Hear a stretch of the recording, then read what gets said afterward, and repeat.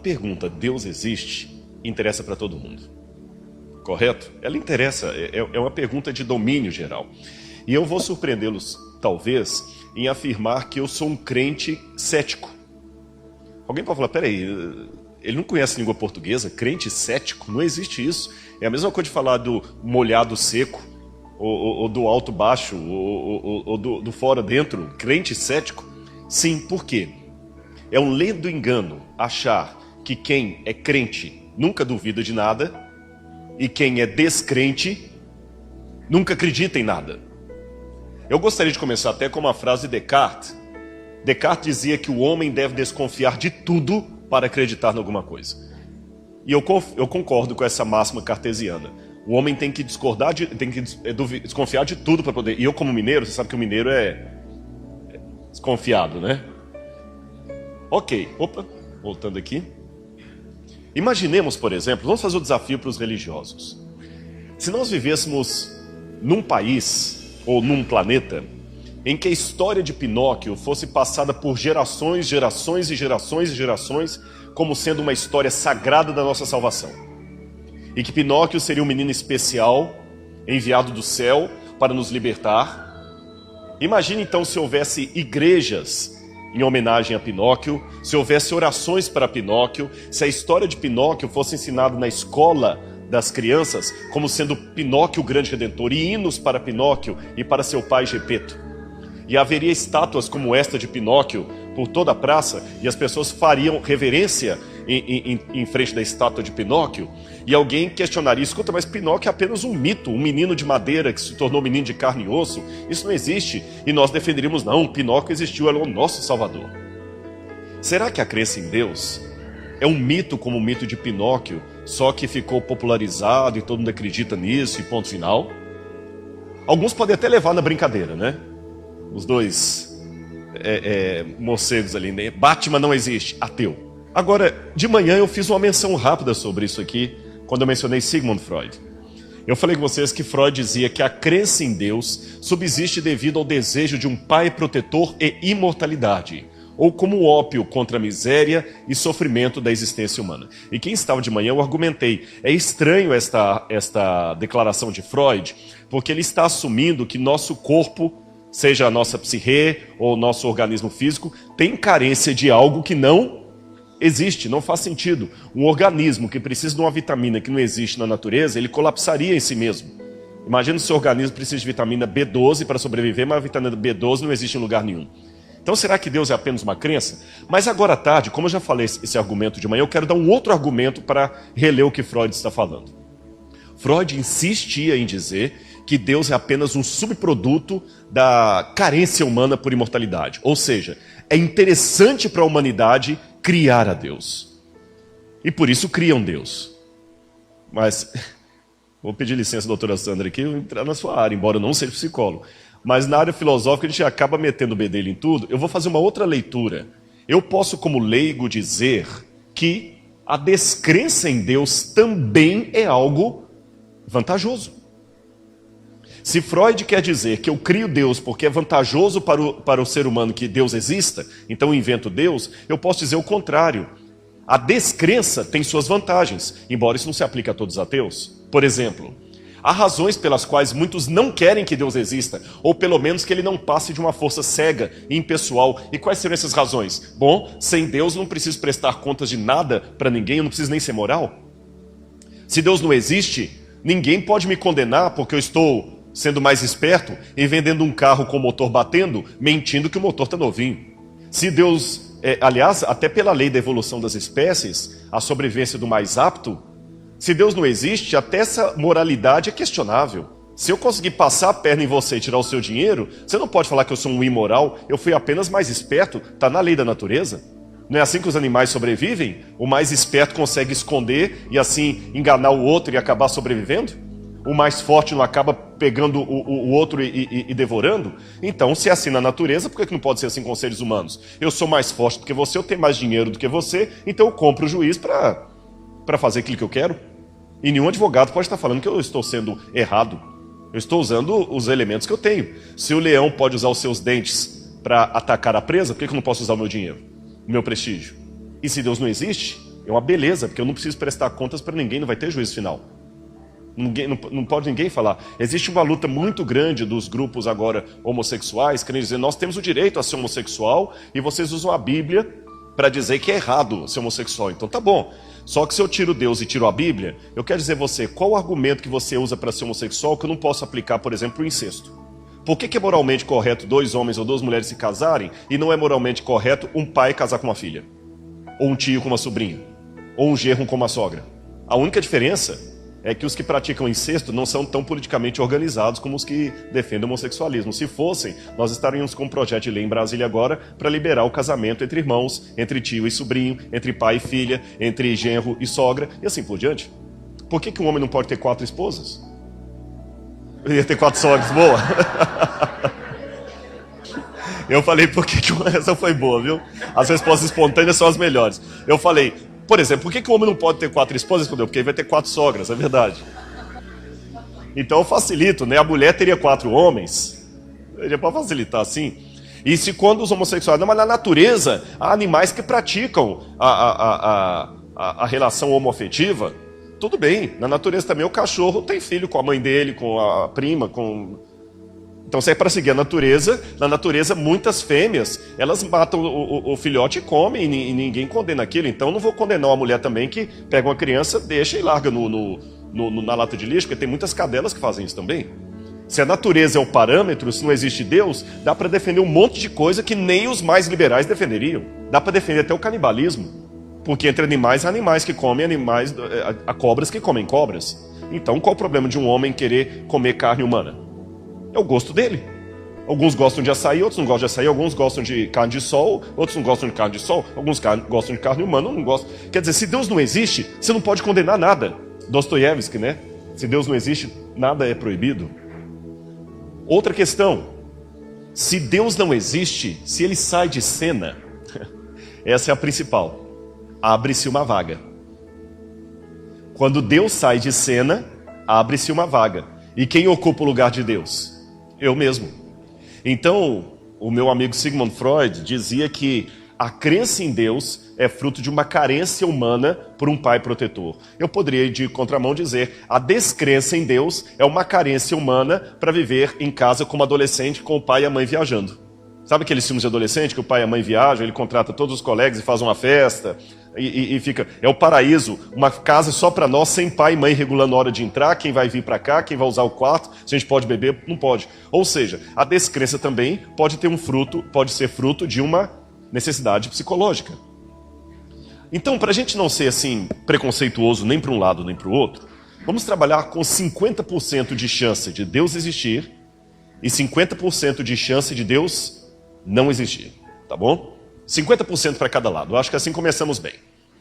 Olha o que diz a Bíblia, Hebreus capítulo 11, verso 6. Se você quiser abrir a sua Bíblia, enquanto isso eu bebo minha água aqui, enquanto você procura, Hebreus 11, verso 6. Acharam aí na Bíblia? Ora, sem fé é impossível agradar a Deus, pois todo aquele que se aproxima de Deus deve fazê-lo crendo que Deus é galardoador daqueles que o buscam. Se você quer chegar a Deus, você tem que chegar com fé. Opa, peraí. Levanta a mão aqui e protesto. É esse que é o problema de vocês crentes, dirá um cético. Eu tenho que chegar em Deus já crendo que Ele exista? Isso não faz sentido lógico. Eu tenho uma mente científica, eu tenho uma mente racional. Eu entendo que eu tenho que partir da dúvida. Você mesmo não falou aqui no início, citando Descartes, que a gente tem que começar duvidando? Como é que a Bíblia fala que eu tenho que começar crendo? Não faz sentido isso? Eu me lembro que uma vez eu estava estudando com os Mormons. E os Mormons têm um livro que eles equiparam a Bíblia, aliás, colocam até como superior à Bíblia, que é o Livro de Mormon. E eu, quando perguntei para a moça, mas quais as evidências arqueológicas, históricas e espirituais de que esse livro é de Deus? Ela falou, é simples, nós só precisamos de uma evidência. Eu falei, qual? Você vai orar a Deus pedindo para que Ele revele o Livro de Mormon. E você vai sentir um ardor no peito. Essa expressão é técnica. Eu falei, tá, mas e se eu não sentir o ardor no peito? Ela falou, ore de novo, até você sentir. Eu falei, se eu nunca sentir, é porque você não está orando com fé o bastante. Eu falei, mas espera aí, esse é um argumento em círculo. Você tem que vir para cá crendo que eu vou te fazer a cura. E se eu não fizer a cura é porque você que está com problema. Não é bem assim? E aparentemente é isso que a Bíblia está dizendo. Eu tenho que chegar já a Deus crendo que Ele existe, quer dizer, eu não abro a hipótese para Ele não existir. Calma, deixa eu explicar esse texto para você. Esse texto é mal interpretado por alguns. O que a Bíblia quis dizer quando anunciou que eu devo ir a Deus já crendo que Ele exista? É simples. A palavra fé, em grego, pistis. Se você olhar um dicionário de grego, a palavra pistis, fé, significa garantia que advém de uma possibilidade de confiança. Não é fé cega, como muitos pensam. A palavra fé, como aparece na Bíblia, sabe que o italiano diz traduttore traditori. O tradutor é um traidor, porque às vezes traduzir não é fácil.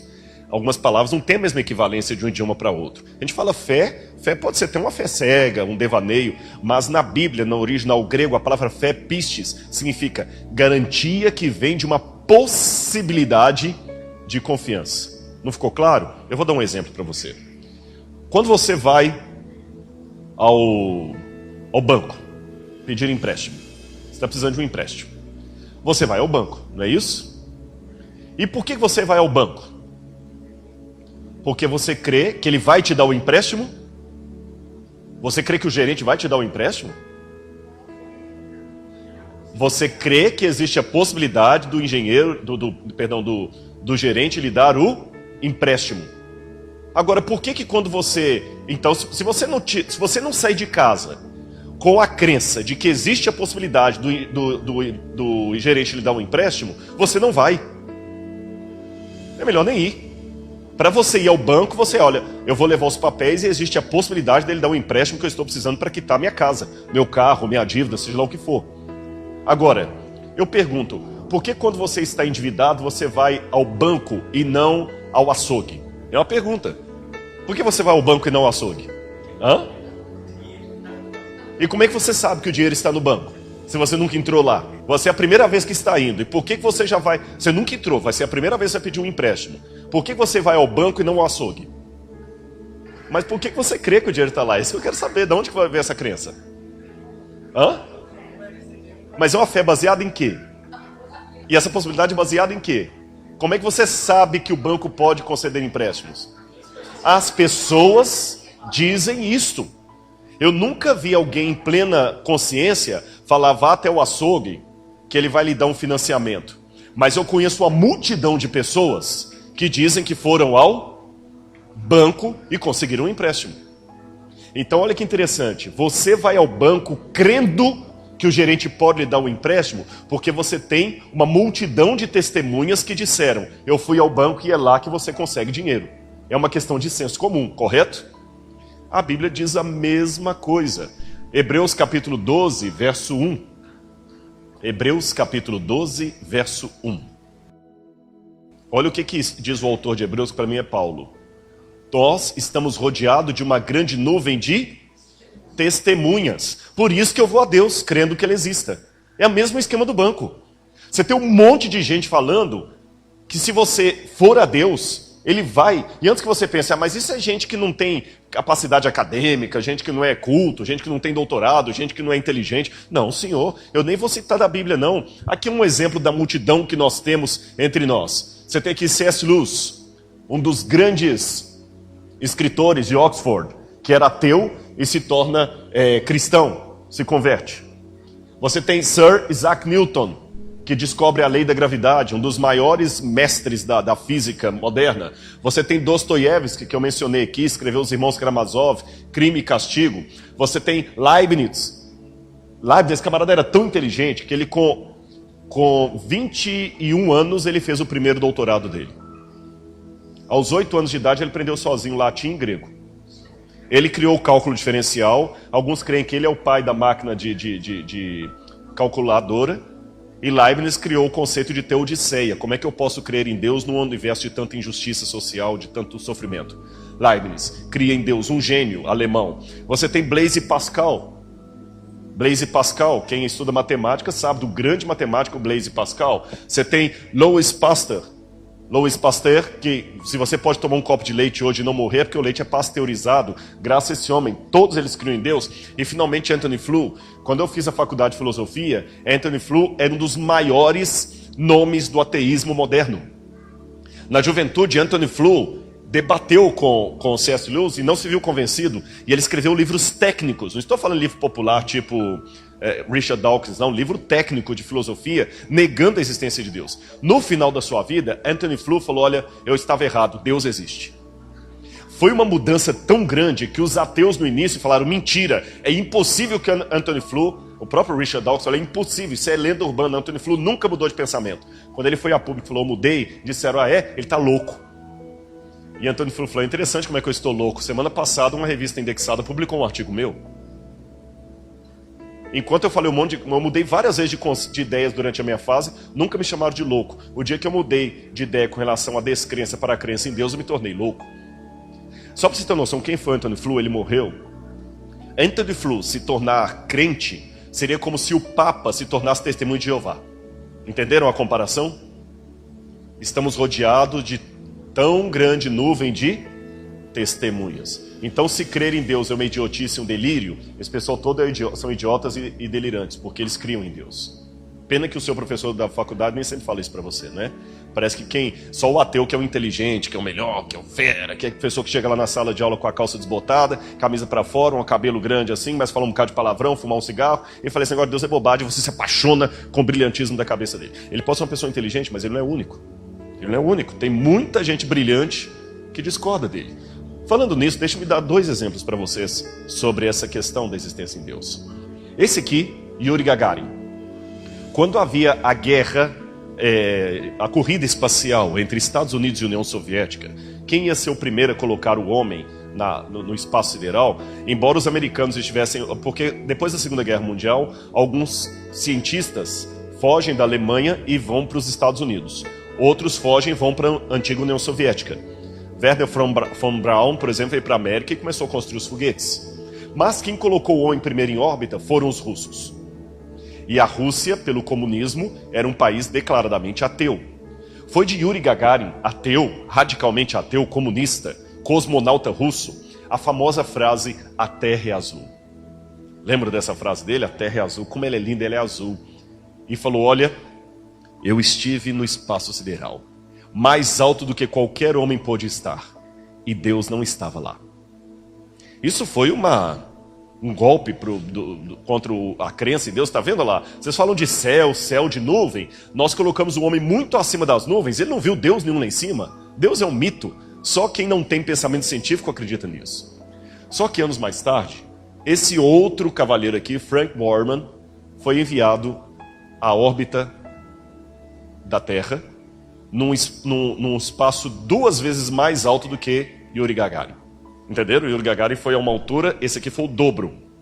E quando Borman estava lá em cima, ele viu a imagem da Terra e era a época de Natal, e perguntaram, Frank Borman, o que você pode nos dizer aí do espaço sideral? Ele falou, olha, primeiro ele cumprimenta os parentes e todo mundo, depois fala, aqui do espaço sideral para a Terra, eu só posso mandar uma mensagem, que eu acredito que era uma resposta a Yuri Gagarin. Sabe qual foi a mensagem?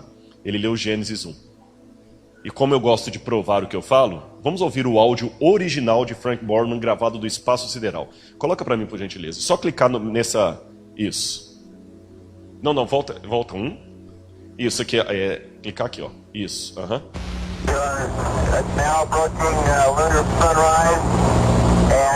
Tá muito ruim a gravação porque é original. Ele fala dos povos que estão na Terra. Ele fala de pessoas que estão em San Diego.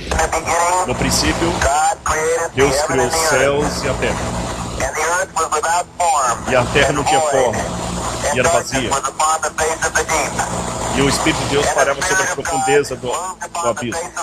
E o Espírito de Deus pairava sobre a profundeza, sobre o abismo. E Deus falou, haja luz. E houve luz. E Deus viu a luz. E Deus falou, a luz é boa. Ele começou a citar a Bíblia Sagrada. Pode tirar, por favor. Depois alguns ironizaram até o seguinte, a diferença de Frank Borman e de Yuri Gagarin é que Frank Borman foi mais alto, por isso que Yuri Gagarin não viu Deus e o outro sim. Tem gente que fala que não, esse negócio de religião tem que ter mente aberta. Sabe, esses dias eu estava vendo, eu não estou querendo dar de santo aqui, que não vê televisão, mas eu estou sendo honesto com vocês que novela é um negócio que para mim não é nem tentação. Porque tem 2 tipos, tem coisas que são tentações, tem coisas que não é tentação.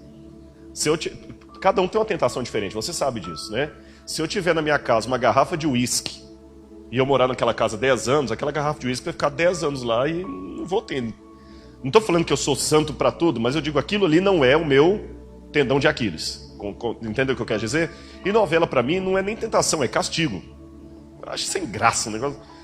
Mas às vezes você acaba assistindo um pedaço de uma novela. Seja quando termina o jornal, a televisão fica ligada, ou um pouco antes de começar o jornal você pega uma cena, ou você está assistindo ali o comercial e passa, você fica mais ou menos, você não é tão ignorante do que está acontecendo. E eu me lembro de uma cena da novela, eu não sei se foi ano passado que ela passou, esse ano passado eu estava fora do Brasil, que eram duas mulheres, o contexto, as duas mulheres eram homossexuais.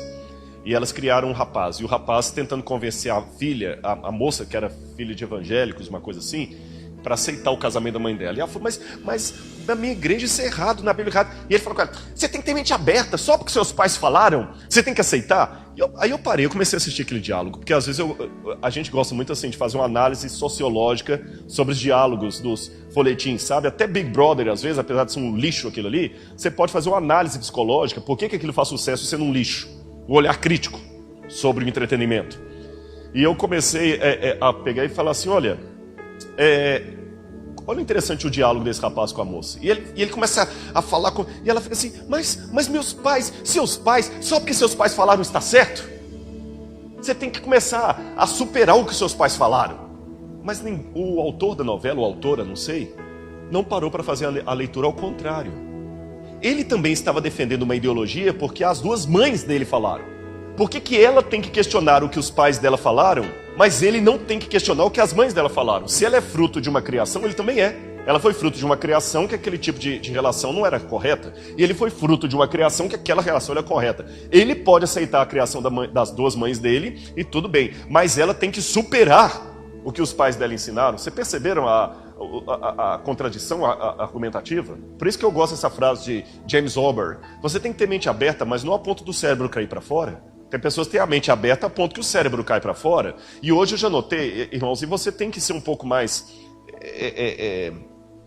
qual a palavra que eu vou usar aqui? Um pouco mais crítico nesse sentido.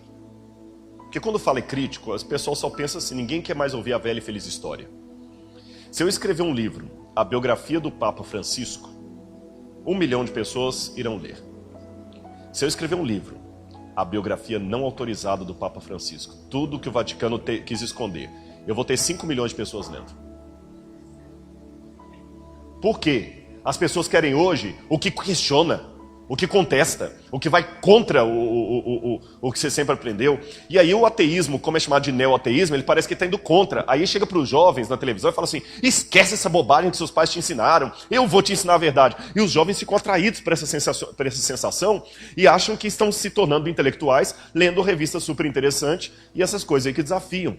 Eu acho que você tem que trabalhar um pouquinho com os dois lados da moeda. Principalmente porque, como eu falei, a fé também admite a dúvida. E a dúvida também admite a fé. O ateu e o crente não têm uma mente tão diferente assim um do outro.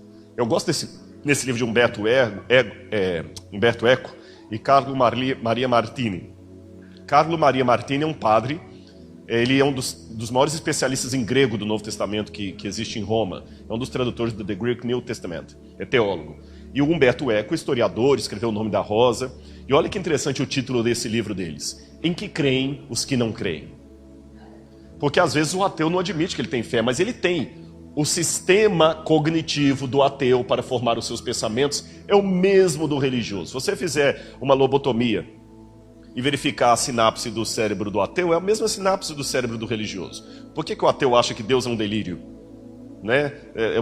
Não existe nada comprovado biologicamente. O Richard Dawkins, que é um biólogo, e fala, nunca vi a biologia comprovando que aquela sinapse que provoca a crença em Deus é um delírio e a sinapse que provoca a descrença em Deus é uma virtude, é um salto evolutivo. Não existe isso, isso é crendice. E falando em crendice, as crendices são perigosas, muito perigosas. Olha aqui, por exemplo, sabe que esse aqui é o rio Ganges. E muitos hindus mergulham nas águas do rio Ganges porque consideram as águas do Ganges sagradas. Mas é um dos rios mais poluídos do mundo. Eu não sei se você sabia, na Índia, eles têm o costume de cremar os mortos. Eles cremam e jogam as cinzas no Ganges para que o Ganges deposite no seu leito e eles possam estar com seus ancestrais ou reencarnar, uma série de coisas da crença hindu. Só que na época do inverno, nem todos têm lenha. A lenha fica muito cara. E quando algumas pessoas morrem no inverno, eles jogam o corpo mesmo no Ganges. Então imagina cinzas de mortos e corpos em putrefação, aquele rio vai ficando poluído, cada vez mais poluído. E as pessoas mergulham ali. Um hindu estava mergulhando nas águas do rio Ganges. Um amigo pegou algumas gotas do rio e falou com ele, olha, esse rio está contaminado. Ele falou, não está porque ele é sagrado. O amigo colocou as gotas no microscópio e mostrou. Quando o religioso viu as águas do rio completamente poluídas, ele ficou desgostoso com a realidade, pegou uma pedra e quebrou o microscópio. E continuou mergulhando. Uma coisa é querer descobrir a verdade. Outra coisa é querer que a verdade esteja ao meu lado, custe o que custar.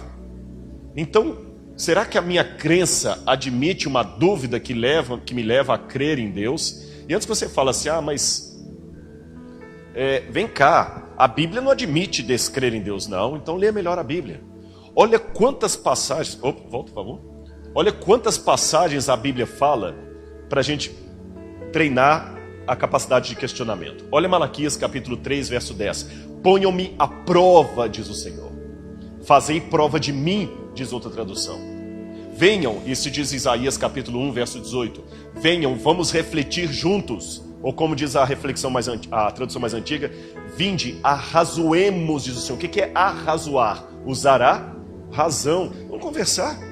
Argumenta, deixa eu contra-argumentar. Olha que Deus não desce goela abaixo, faz e acabou. Há muitos momentos em que Deus dá ordens, é verdade. Mas Deus dá essa ordem depois que Ele mostra a autoridade que Ele tem. E no primeiro momento Ele fala, vamos argumentar. Outra questão, nas páginas do Novo Testamento, nós temos uma gama de textos aconselhando-me a testar ou examinar criticamente todas as coisas, antes de crer apressadamente nelas. Ali você tem várias passagens. E se eu compreendo bem a advertência bíblica, devo estar alerta a não concordar com uma coisa apenas porque faz parte da tradição dos mais antigos. Jesus falou, ouvistes o que foi dito aos antigos, eu porém vos digo. Pela vossa tradição, transgredis o mandamento de Deus. 1 Pedro capítulo 2, verso 1 e 3, alerta quanto a não acreditar em falsos líderes que explorariam as pessoas com historietas emotivas que eles mesmos inventariam. Quer um incentivo à reflexão e racionalidade autônoma mais claro do que esse da Bíblia? A Bíblia ensina você a questionar. Essa palavra do Salmo 38, 4. Provem e vejam como o Senhor é bom. Essa palavra provem vem do hebraico ta'am. Ta'am significa experimente, deguste. Pega alguma coisa sensorialmente, como o sabor de uma coisa. Examine. Engraçado, muito antes do método científico, a Bíblia já ensinava a experimentar o Senhor. Para ver que Ele é bom. Eu lembro do livro de Quincas Borba, de Machado de Assis, onde ele dizia de Rubião, um personagem que Machado de Assis descrevia como mais crédulo do que crente. Essa é a questão. Existe a diferença entre ser crente e ser crédulo.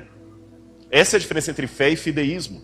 Há pessoas que são crentes. Crer é crer em alguma coisa baseada em evidências, como quando você vai ao banco pedir dinheiro ao gerente. Crédulo é aquele que crê em qualquer coisa.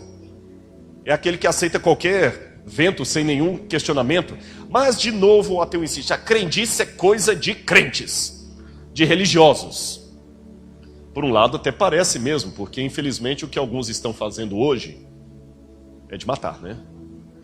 Eu respeito todas as igrejas como eu gostaria que a minha fosse respeitada. Mas respeitar não é sinônimo de deixar de falar algumas verdades. Infelizmente, hoje, a religião tem se tornado um negócio para muita gente. E eu vejo cada dia alguns que vão na televisão aí, ele é o dono da igreja. Pode olhar que até todo mundo que fala ali, ele recebe o mesmo trejeito do líder. E as igrejas viram franchising. Você chega lá, tá a foto do líder de todo tamanho, e ninguém questiona ele e tudo mais, aquela coisa toda. Eu acho isso muito perigoso. Muito perigoso. Não, mas o meu pastor falou... Um dia eu falei com a irmã, senhora, pare de falar o que o seu pastor falou, vá à Bíblia. Você está muito repetindo, mas o seu pastor falou, olha a Bíblia. Eu até digo para você o contrário, não acredito no que eu estou falando, não, examine. Pegue a minha teoria, a minha tese aqui e examine. E mesmo aqueles que estão na igreja adventista, não pense que você está livre disso não, porque muitos são membros da igreja, outros querem ser clientes dela. Ele dá os dízimos e ofertas não como uma devolução de um pacto a Deus, mas como uma cota de um clube.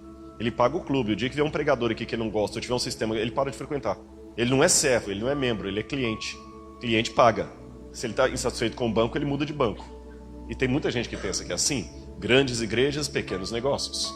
Mas nada é tão contagioso como o exemplo, né? Nada é tão contagioso como o exemplo. E antes que você pense que crendice é coisa só de religiosos, deixa eu contar essa história aqui de René Prosper Blondeau. Esse camarada foi quem estuda física, já deve ter ouvido falar dele. Ele foi o descobridor do raio N. Já ouviu falar do raio N? Pois foram escritos artigos científicos e teses no final do século XVIII, início do século XX, sobre o raio N. Quando o pessoal estava descobrindo o raio X, descobriram também o raio N. E vários físicos viram o espectro do raio N. Até que Robert Wood desconfiou que o raio N era apenas um equívoco da cabeça dos cientistas. Que não existia raio N nenhum. Sabe o que Jung fala do inconsciente coletivo? Aquele negócio que um começa a ver, todo mundo começa a ver também. É igual ET de Varginha, né? Um viu, daqui a pouquinho tem um monte de gente falando que viu. É histeria coletiva. O Wood falou, olha, mesmo os cientistas podem também ter uma ilusão de ótica coletiva. E ele fez um teste para provar que ele estava certo. Ele levou alguns físicos renomados até uma sala. Só que sem que eles soubessem, perante algumas testemunhas, ele tirou a diapositiva, né? Tirou ali a lente e mandou todo mundo olhar pelo espectro para ver se eles viam o espectro. Todos eles viram. Não tinha como ver, porque sem a lente, ainda que o raio N existisse, você só poderia vê-lo com a lente. Ele tirou a lente e eles continuaram vendo. Isso foi um golpe, porque mostraram que até mesmo físicos acadêmicos podem também cair na ilusão de algo que não existe. Então esse negócio de pensar que quem está na igreja é crente, está com a mente projetada para ver ilusões, e quem tem a mente científica não vê ilusões, mentira. Os dois estão também sujeitos à crendice. Eu prefiro a máxima de Immanuel Kant. Sapere aud. Ouse saber, em latim. Ouse. Tenha a coragem de saber. Podemos provar então que Deus existe? Para eu ser honesto com você, a resposta é não. Obrigado, então agora eu já vou fechar, vamos embora aqui. Tá vendo lá? O próprio palestrante admitiu que não pode provar que Deus existe, mas calma, eu não terminei minha palestra. Eu não posso provar que Deus existe, ainda bem. Por que ainda bem que eu não posso provar que Deus existe? Simples. Vamos primeiro imaginar o que seria realmente necessário para levar um descrente a crer. Quem sabe, se há um Deus, por favor, mostre-me um sinal. Há um Deus, agora estou satisfeito. Será que a coisa seria tão simples assim? Olhem essa declaração de Richard Dawkins. Eu sei que nem todos os ateus gostam de ser representados por ele, mas como ele está na mídia aí hoje, olha o que Richard Dawkins falou. Ele gagueja muito quando está falando em público, assim, eu não sei, ele tem uns tiques nervosos. Quando ele está sozinho numa banca de ateus, ele fala com uma fúria, e escrevendo também, mas quando ele vai debater ele gagueja, Essa é uma pergunta muito difícil e interessante, porque, quer dizer, eu costumava pensar que talvez se, de alguma forma, você sabe, um Jesus gigante de 300 metros de altura, com uma voz igual a do Paul Robeson, de repente aparecesse e dissesse, eu existo, estou aqui. Mas ainda assim, na verdade, eu às vezes me pergunto se isto mesmo me levaria a acreditar nele. Então ele não quer crer. Lembra que eu falei antes? Uma coisa é crer estar ao lado da verdade. Outra coisa é querer que a verdade esteja ao meu lado, custe o que custar. Mas vamos de novo aqui. Por que eu digo que Deus... Opa, perdão, volta um. Por que eu digo que Deus não pode ser provado se Deus existe ou não? Simples, um princípio de um filósofo da ciência, Karl Popper. Karl Popper colocava o princípio da verificabilidade versus falseabilidade. O que é isso? Popper dizia que a ciência ela tem limitações naquilo que ela pode provar. A ciência é limitada, a ciência não pode provar tudo. A ciência só pode provar, você só pode falar que uma coisa é científica se ela pode ser falseável. Eu vou explicar, você vai entender. O que Popper diz? Nesse exemplo aqui vai ficar claro para você. Volta. Suetônio declarou que Nero, ao morrer, fez uma frase em latim que ele diz qualis artifex pereo, que grande artista morre hoje.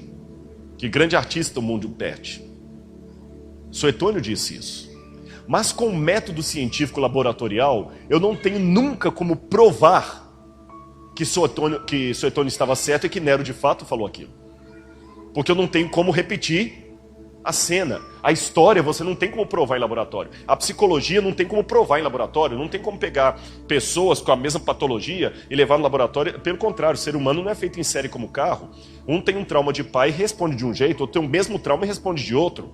Nem a psicologia você pode provar em laboratório. Há muitas áreas do conhecimento humano que fogem ao experimento científico. É isso que Karl Popper quer dizer. E o que é a falseabilidade? Aqui tem um avião. Se eu declarar assim: gasolina de carro não funciona para avião, combustível de carro não serve para avião, é fácil você verificar. Basta você pegar gasolina de automóvel, colocar no motor de um avião e ver se ele voa. Você vai falsear a declaração. Você tem como verificar se a declaração é verdadeira ou não. Portanto, a frase "um grande artista o mundo perde hoje", eu não tenho como provar pela ciência.